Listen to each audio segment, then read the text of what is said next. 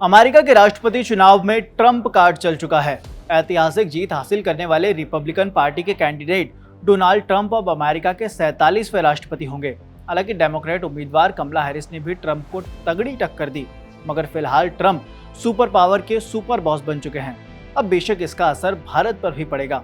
Donald Trump ने चुनाव प्रचार के दौरान और दीपावली के मौके पर भी अमेरिका में रह रहे भारतीयों को अपने पक्ष में करने के लिए भारत के साथ रिश्तों को और मजबूत करने की बात कही थी।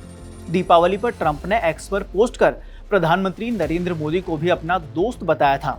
साथ ही रिपब्लिकन की सरकार बनने पर दोनों देशों के बीच साझेदारी और आगे बढ़ाने का वादा किया था।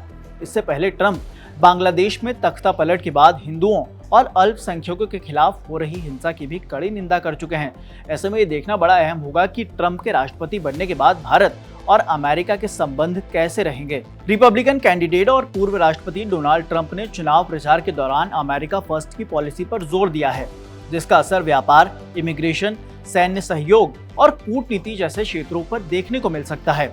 सबसे पहले बात करते हैं व्यापार और ट्रंप की नीतियों की। ट्रंप ने अपने पिछले कार्यकाल के दौरान इकोनॉमिक और ट्रेड पॉलिसीज में अमेरिका फर्स्ट की नीति अपनाई थी।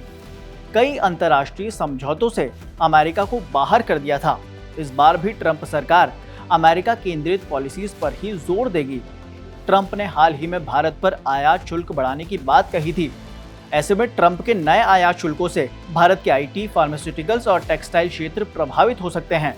ट्रंप ने पार और शुल्कों पर चर्चा करते हुए कहा था कि भारत के लोग सबसे चतुर हैं, ये पिछड़े नहीं हैं।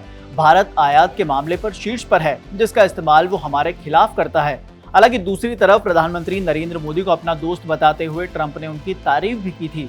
हाँ, अगर ट्रंप चीन से दूरी बनाने वाली व्यापारी नीतियों पर काम करते हैं तो ये भारत के लिए एक मौका जरूर हो सकता है। भारत इस स्थिति का फायदा उठाकर अमेरिकी कंपनियों को चीन से हटाकर भारत में निवेश करने के लिए आकर्षित कर सकता है। आंकड़ों की बात करें तो साल 2023 से 2024 के बीच भारत ने अमेरिका से 42.2 बिलियन डॉलर की वस्तुओं का आयात किया था, जबकि इन्हीं सालों में भारत ने अमेरिका में तकरीबन 77.52 बिलियन डॉलर का निर्यात किया था। अब बात करते हैं इमिग्रेशन की। पिछले कार्यकाल में ट्रंप का इमिग्रेशन पर कठोर रुख था, खासकर H-1B वीजा पर। ट्रंप प्रशासन ने विदेशी कामगारों के लिए वेतन कम करने और अतिरिक्त प्रतिबंध लगाने की कोशिश की थी, जिसकी वजह से भारतीय आईटी पेशेवरों और टेक्नोलॉजी कंपनियों को चुनौतियों का सामना करना पड़ा था।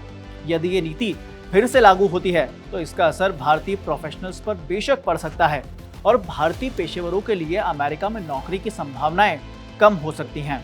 अब बात करते हैं रक्षा सहयोग की। भारत और अमेरिका के बीच रक्षा और सैन्य सहयोग पिछले कुछ सालों में मजबूत हुआ है।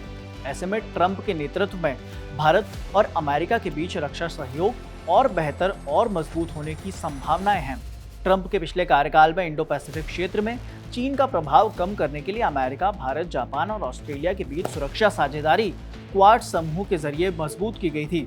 ऐसे में चीन और पाकिस्तान जैसे पड़ोसी देशों के साथ तनाव के बीच अतिरिक्त संयुक्त सैन्य अभ्यास, हथियारों की बिक्री और टेक्नोलॉजी का हस्तांतरण भारत की रक्षा क्षमताओं को और मजबूत कर सकता है।